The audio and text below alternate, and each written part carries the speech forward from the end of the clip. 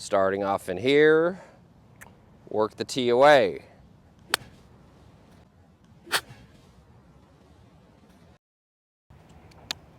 All right, got a super cool video here for you today. We're going to be going into some wrist conditions and how to get rid of that cupping of the wrist that opens up the club face, but still being able to create enough hinge to where we have access to angular momentum to create speed. So I think one of the big issues that I see online, and a lot of questions that get asked as a teacher is, how do I not cup the wrist? Okay? But also, how do I create the word that a lot of people love is lag?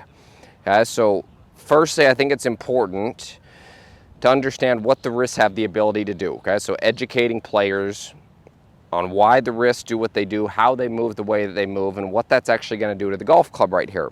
So we have HACKMOTION here today, and I'm going to explain a few pieces with this that I think are really important for all of us to understand when we're trying to create from this face-on position right here.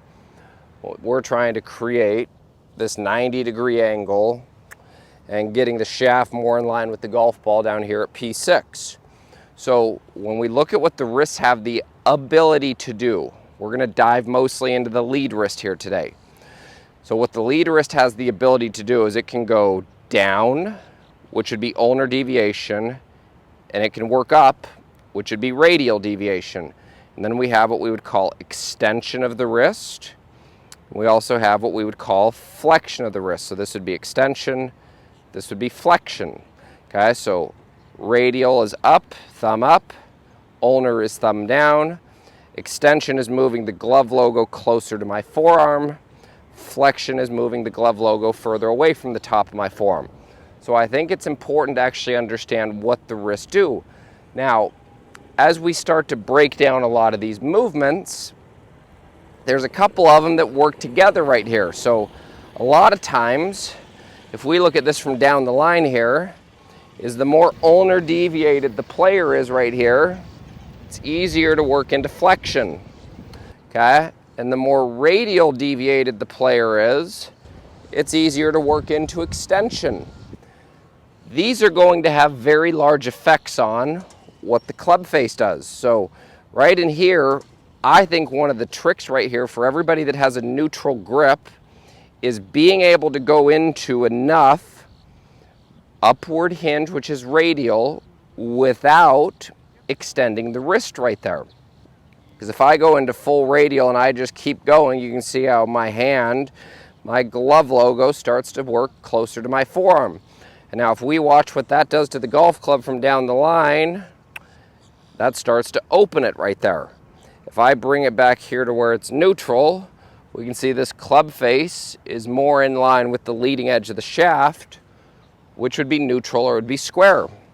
Now if I just go full ulnar deviation, I could still square this, but if I start to go into flexion, and let's say part of this as well is also supination, which would be closing the face, but it's easier to shut the face in ulnar deviation right in here, which would actually close the face, okay?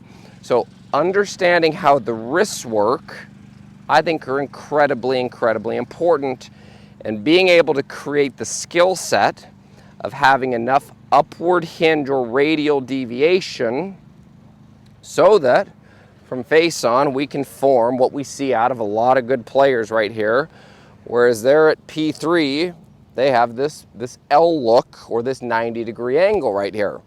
Okay? And then it's being able to manage that and keep that in all the way until P6, to where then the wrist would start to unwind into ulnar deviation, and we would start to see it move into a little bit of flexion. Now, I don't think there's very many people that are that talented to be able to feel all of that right there. We're going to give you a drill right here that I think will really help you kind of create the feels. You'll be able to practice it, and you'll be able to manage your wrist conditions a heck of a lot better. I really hope you're enjoying today's video here on YouTube. I want to take a second to talk about online instruction. I cannot stress enough the importance of getting information that is tailored to you, the consumer.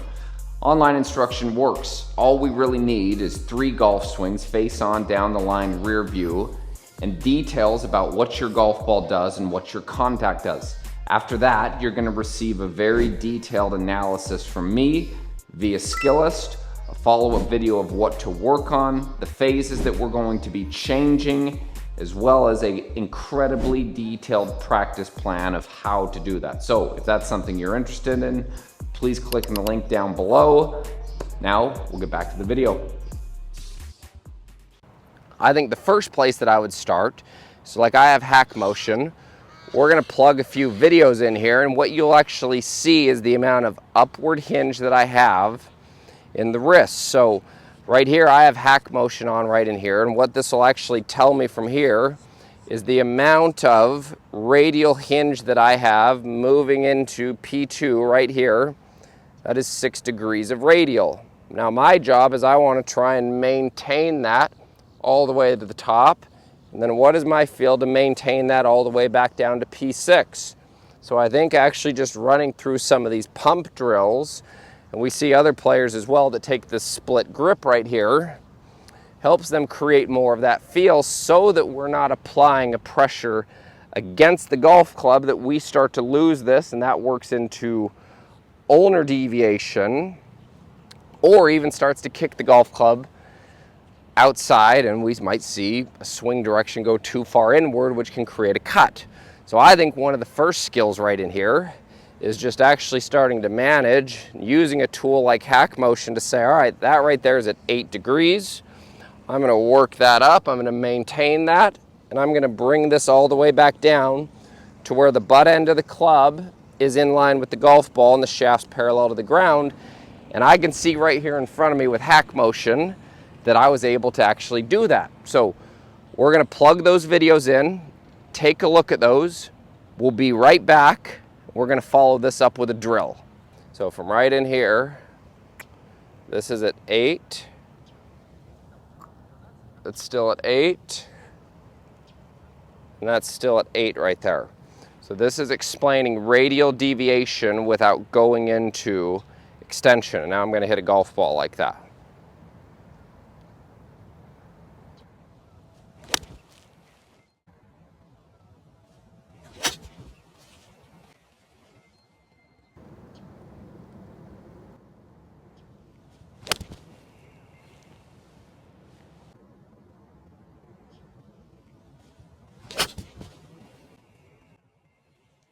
All right, so one of the things that I really do like about HACKMOTION is it actually gives us the ability to measure something. And by measuring something, that now gives that a value. So I can now produce a value with a feel that I'm creating.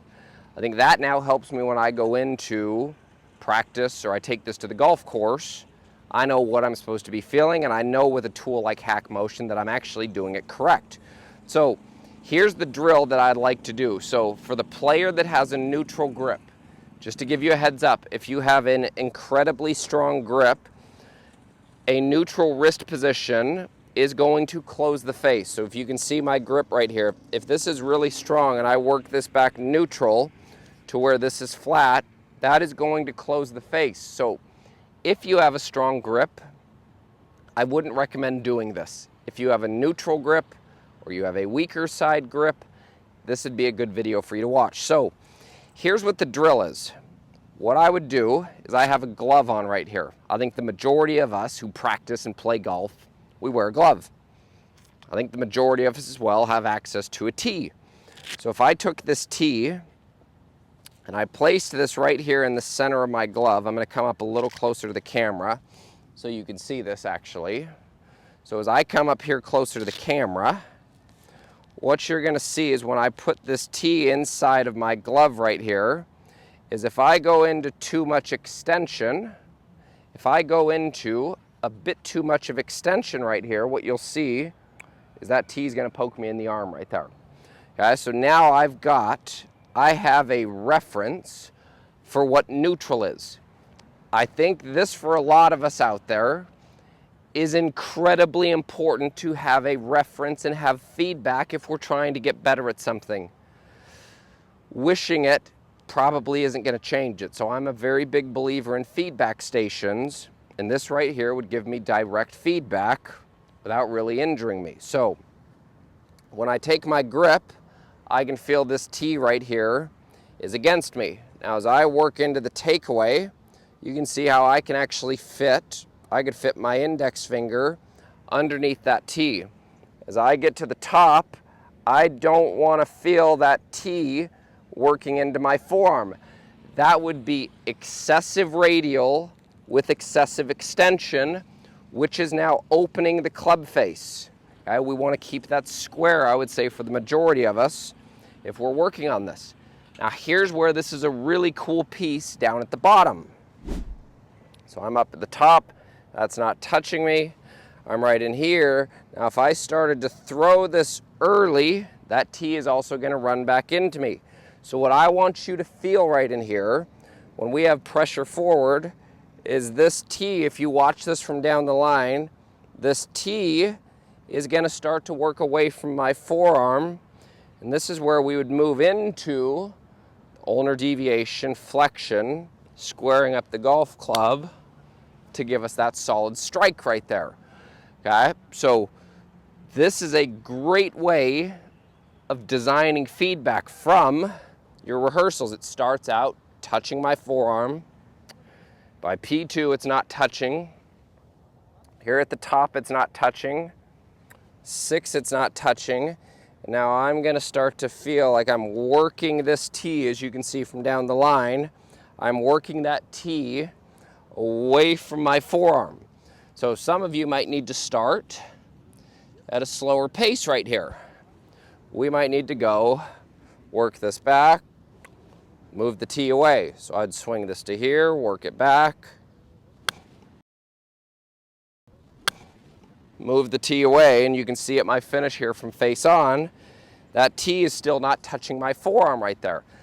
That could be a really good place for you to start, but now at least it gives us an awareness throughout our motion of where this needs to be.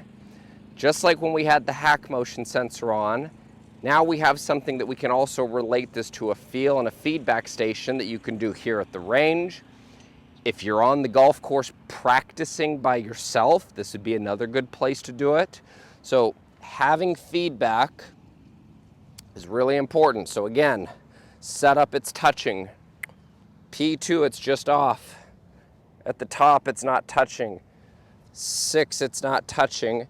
And now from P6 to P7, I'm working that T further away right there.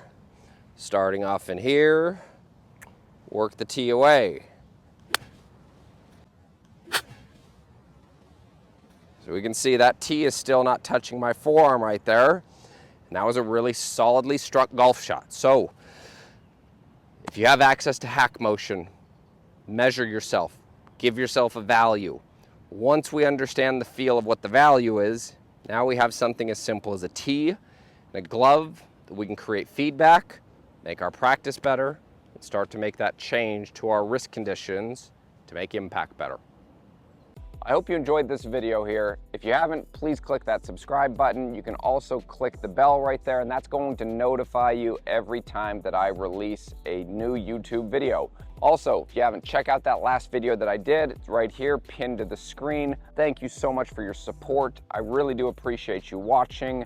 If you have any questions, any comments, please leave those below, and I will make sure I get back to each and every one of you. So, thank you again. Appreciate your support. We'll see you next time.